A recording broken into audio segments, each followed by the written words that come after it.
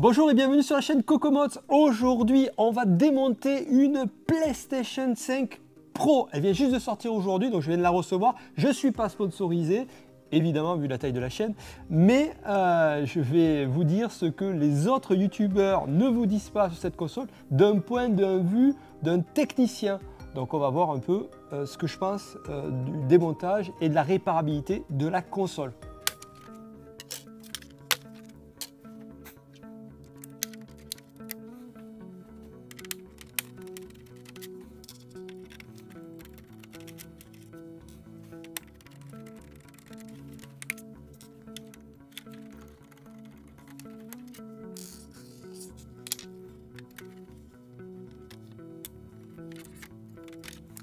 Alors, première chose plutôt positive, c'est que le ventilateur se retire facilement et pour dépoussiérer cette partie-là, c'est plutôt très pratique.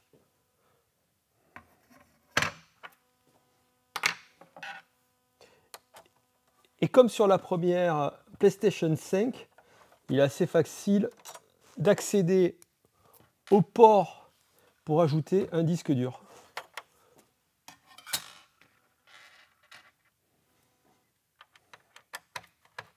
Et la grosse nouveauté de ce modèle-là,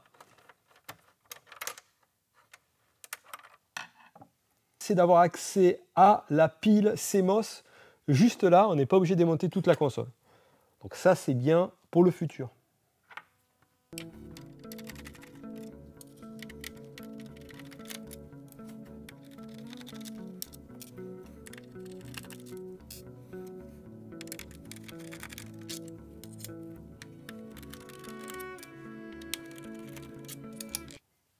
Alors, ce que j'aime bien sur les systèmes que je ne connais pas ou qui sont peu documentés, c'est de faire une photo chaque fois que je démonte quelque chose. Comme ça, j'ai une trace, en sachant qu'il me reste quand même la partie la plus délicate.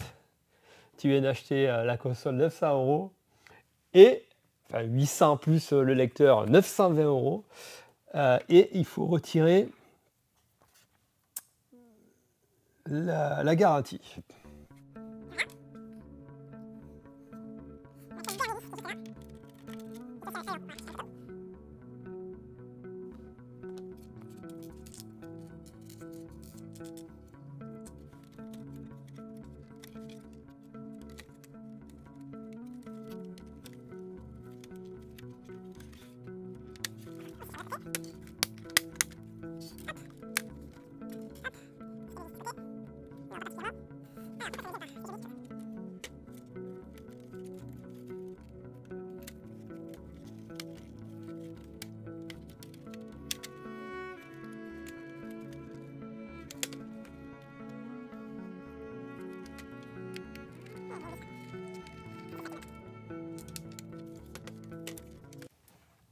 Ah.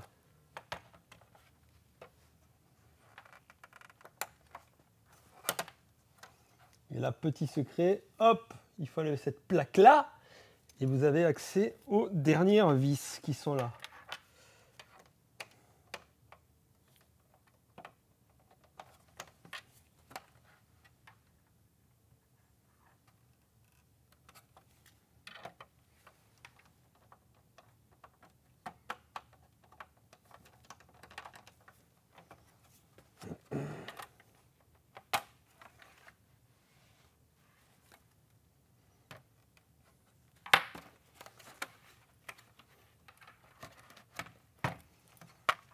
Ah, c'est plutôt de l'autre côté. Voilà, ici.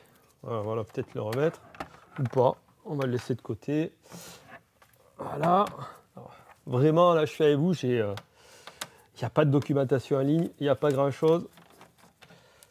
Donc, on va les enlever ici et ici. Et on a enfin accès à la carte mère. Même pas. Même pas. On se retrouve comme sur PlayStation 5 avec une trentaine de vis juste pour enlever le cache et la partie de refroidissement. On va le faire, ça va prendre du temps. faire une photo d'abord.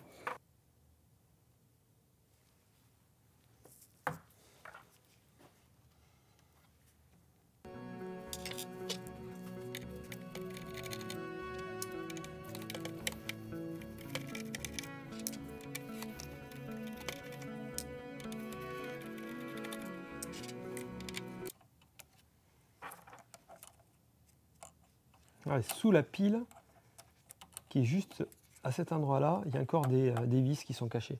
C'est incroyable. Il y a des vis partout. Voilà, pour ceux qui ont déjà démonté une PlayStation 5, ça ne changera rien. C'est toujours la même galère.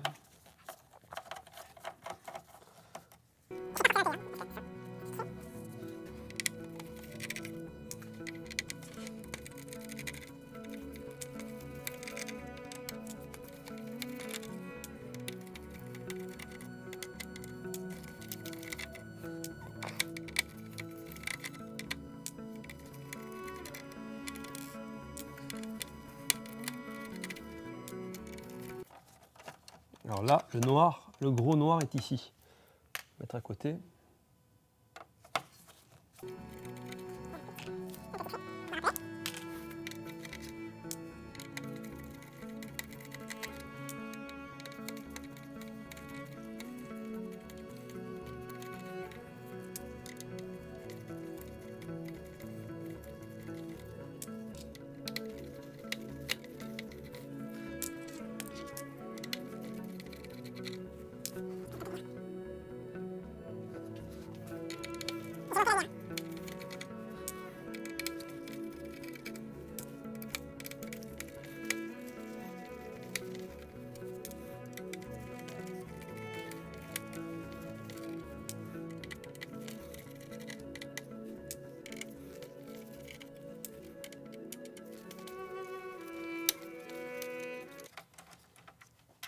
Hop, alors là, contrairement aux autres, c'est un vis long ici. Je vais mettre avec le noir.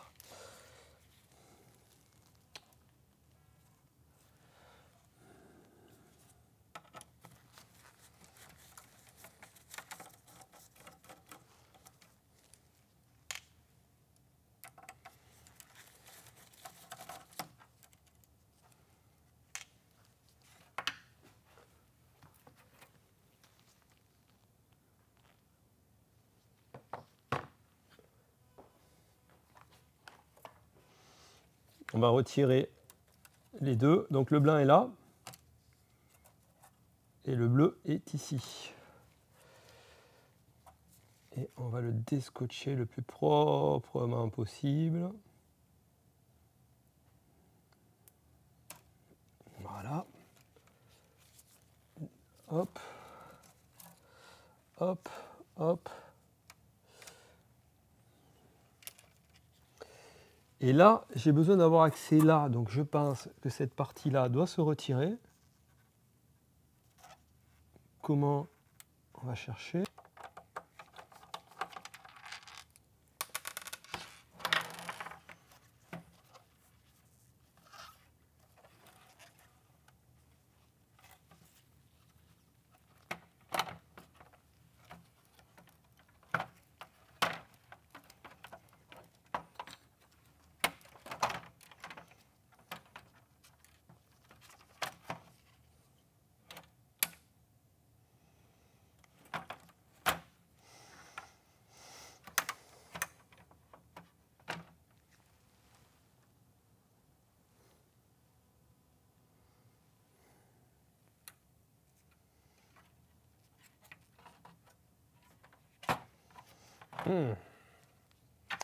Là, j'ai encore deux vis là.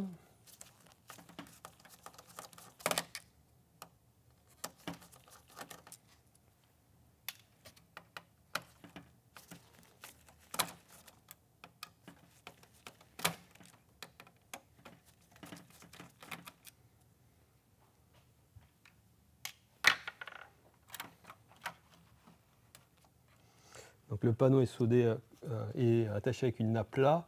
Mais là, il faut que je puisse retirer ça. Et je ne sais pas comment faire pour le déclipser. Ouais, non, il y a des vis dessous, il faut vraiment le retirer.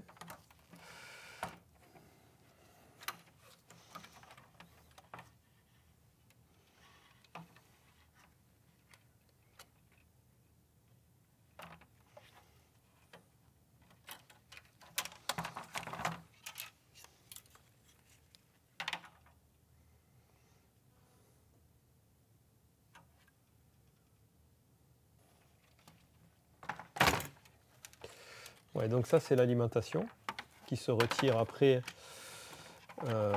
comme ça. Voilà, le bloc d'alimentation. Donc ce qui veut dire qu'il faut vraiment tout démonter pour avoir accès à l'alimentation. On va mettre de côté.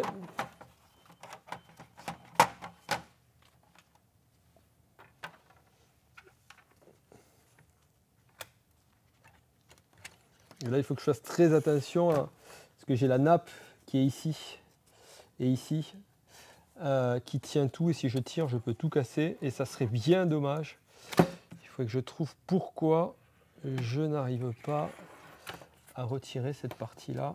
Parce que si je ne dévisse pas ça, donc là, il y a ça aussi.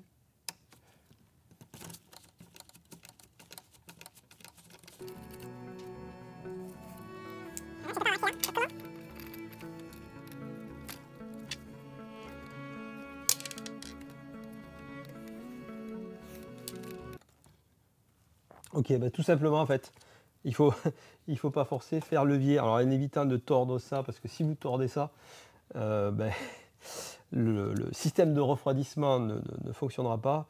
Donc en soulevant légèrement, c'est collé avec une sorte de pâte thermique qui est dessus. Voilà. Et là on a accès encore à 1, 2, 3, 4, 5 vis.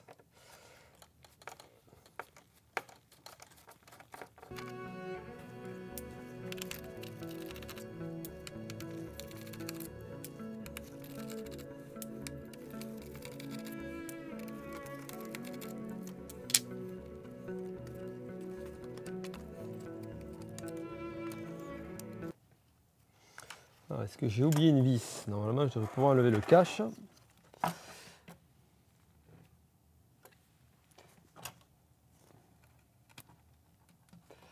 Après, si c'est comme sur PlayStation 5, les pattes thermiques se collent. Bon, là, elle n'a pas trop tourné, hein. Je ne l'ai même pas démarré.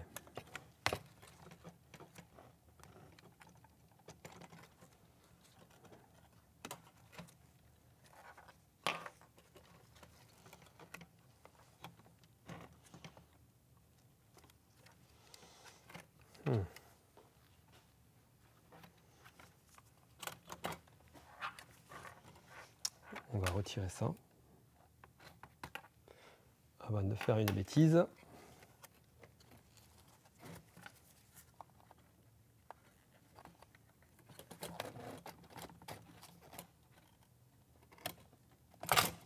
Voilà. C'est collé.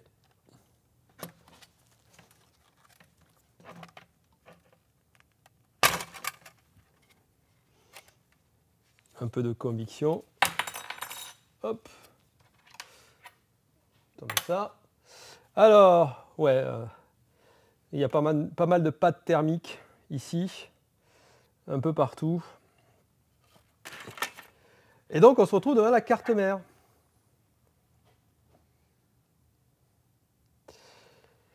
Donc, la fameuse nappe, parce qu'il suffit d'appuyer dessus là et de tirer.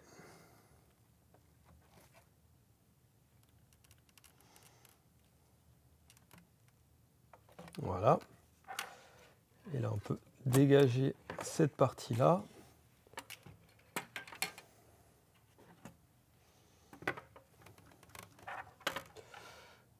Donc je pense que ça, c'est la même puce qui est sur PlayStation 5, on contrôlera tout à l'heure.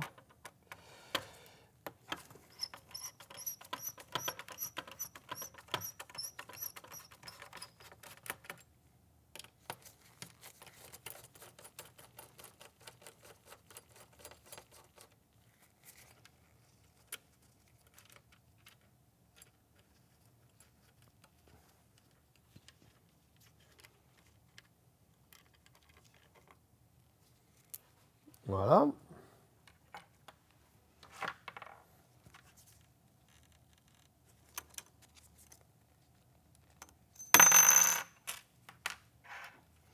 OK. Et maintenant, on va essayer d'avoir accès à l'autre côté. Il reste une vis là. Ah.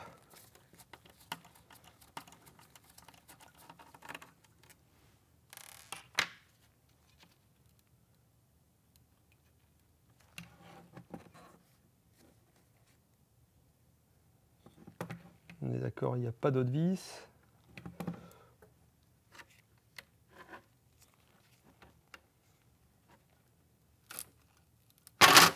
Ah. Ah, c'est bien collé.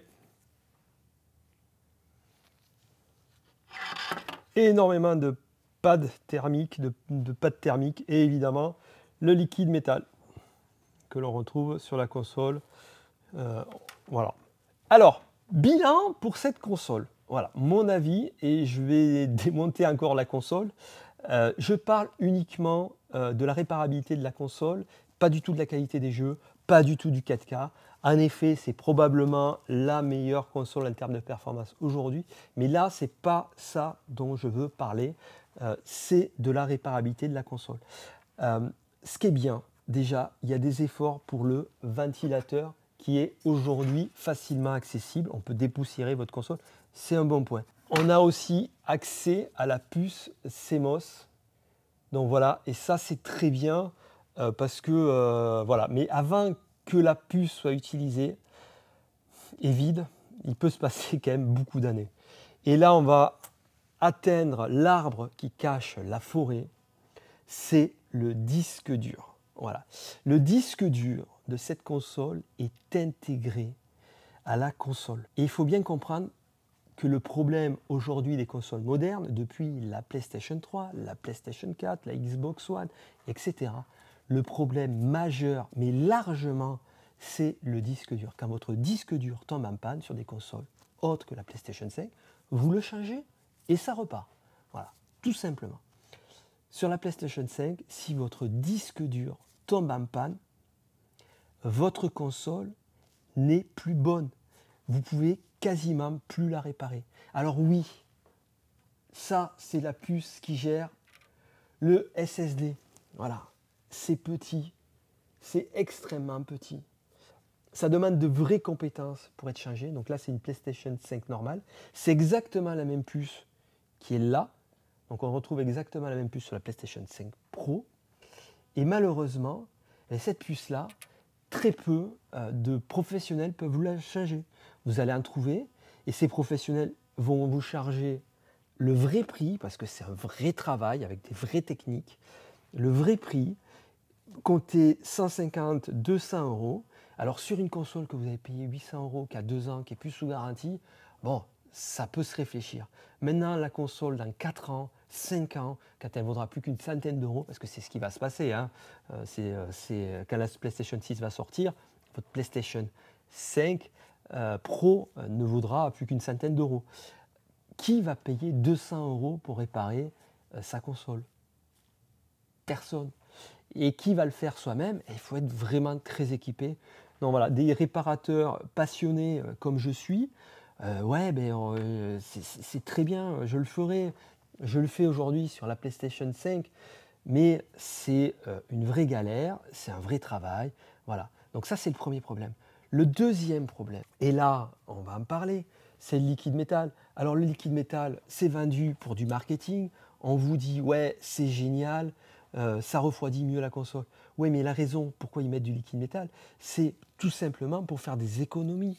Voilà, des économies parce que ce petit radiateur qui est là, qui est censé refroidir votre console, c'est pas suffisant et ça coûte moins cher de mettre du liquide métal et un refroidissement un peu plus petit qu'un bon gros refroidissement efficace comme l'on peut trouver sur la Xbox série X qui, je le dis, partage quand même un processeur et un APU qui est très similaire, voilà, et qui a un radiateur vraiment plus efficace, plus gros, plus lourd. C'est vraiment très très gros et un refroidissement efficace. Et du coup, on retrouve de la pâte thermique et pas du liquide métal sur cette console. Voilà, donc aujourd'hui, vous achetez une console faite un peu à l'économie, beaucoup même avec l'obsolescence programmée du disque dur qui va arriver, ça mourra, elles vont toutes mourir. Et d'ici 10 ans, peut-être 15 ans, il n'y aura quasiment plus de PlayStation 5. Et ça me fait penser à une console, une vieille console de Sony que je vais vous montrer, que vous connaissez ou pas, voilà, qui est la PSX. Et la PSX, c'est quoi? C'est une super PlayStation 2. C'est quelque chose qui est très rare. Il y a une 100 000 exemplaires qui sont sortis. Voilà. Et cette console, elle fait tellement de choses. Il y a le disque dur intégré, il y a le réseau, on peut enregistrer des vidéos. Enfin, bref, cette console, elle devrait être mythique. Mais malheureusement, cette console n'est pas du tout mythique parce que aucune console ne fonctionne, très très peu. Elle a un problème de lecteur, bon ça c'est un problème classique moderne, mais le plus gros problème de cette console, c'est le disque dur, voilà, comme sur la PlayStation 5. Donc si vous avez acheté une PSX qui a 25 ans, c'est une PlayStation 2, c'est vieux, peut-être même plus vieux, il faut que je regarde. Si vous avez une PSX, il y a de grandes chances que le disque dur soit rincé, on ne peut pas le remplacer parce qu'il est crypté aujourd'hui, alors peut-être qu'un jour il y aura une solution, mais au jour de cette vidéo, il n'y a toujours pas de solution. On ne peut pas le remplacer facilement. C'est un peu le même problème que sur la PlayStation 5, Pro ou pas. C'est une super console, on n'en revient pas là-dessus. Mais aujourd'hui, voilà, moi ce que je vous conseille sur cette console-là, c'est d'acheter une console soit neuve, soit d'occasion récente, soit d'occasion avec une vraie garantie dans un magasin, un Cash, un Micromania. Voilà, mais acheter une console d'occasion à un particulier qui aura 3-4 ans, c'est vraiment prendre un risque énorme pour une console qui est encore une fois. Et je voudrais rajouter un dernier truc, j'aime pas la direction que Sony donne au gaming à ce moment. Et Sony, il faut être honnête, c'est les boss, c'est eux qui décident. Microsoft sont peut-être en train de lâcher le marché de la console. C'est assez inquiétant parce qu'aujourd'hui, ils vont donner la direction qui les arrange à eux. Aujourd'hui, vendre une console 800 €, c'est ce qui les arrange à eux. Vendre une console sans lecteur pour que vous achetiez du digital et non pas des jeux physiques dont ils ne peuvent pas avoir des marges sur les jeux d'occasion, par exemple, c'est ce qui les arrange à eux. Et si ils nous mettent du liquide métal dessus, c'est pour faire des économies sur le refroidissement, et c'est ce qui les arrange à eux. Voilà. Et j'aime pas cette direction. Voilà, j'aime pas ce que fait Sony, en tout cas sur le hardware. J'adore ce qu'ils font sur les jeux. Évidemment, c'est les boss, il n'y a pas de souci là-dessus. Mais j'aimerais bien que, comme toutes les autres consoles que j'ai, je puisse la garder longtemps. Et ça ne sera probablement pas le cas de cette PlayStation 5, PlayStation 5 Pro. Et je trouve que c'est dommage. Voilà. Donc ma conclusion, c'est une console qui est vraiment sympa. Je reconnais qu'il y a des efforts qui ont été faits sur la PlayStation 5 Pro pour le démonter, même si les 40 vis, je ne connais pas un réparateur qui prend du plaisir à la remonter, à la démonter. C'est pas une console qui est super cool. Je ne suis pas sponsorisé, donc évidemment, vous l'avez bien compris. Je ne pense pas que vous allez entendre ce point de vue sur YouTube, que vous avez déjà entendu ce point de vue. En tout cas, si ça vous a plu, et j'espère que je ne vous ai pas trop choqué, n'hésitez pas à mettre un petit commentaire, donnez-moi votre avis sur cette console, ou sur la PlayStation 5 en général, ou même sur la direction que veut donner Sony au gaming. Voilà, je serai content de vous répondre et de partager avec vous dans les commentaires nos points de vue. Merci beaucoup d'avoir suivi cette vidéo. C'était quand même un plaisir de la faire et on se retrouve bientôt pour d'autres vidéos, peut-être de réparation cette fois-ci. Merci, au revoir.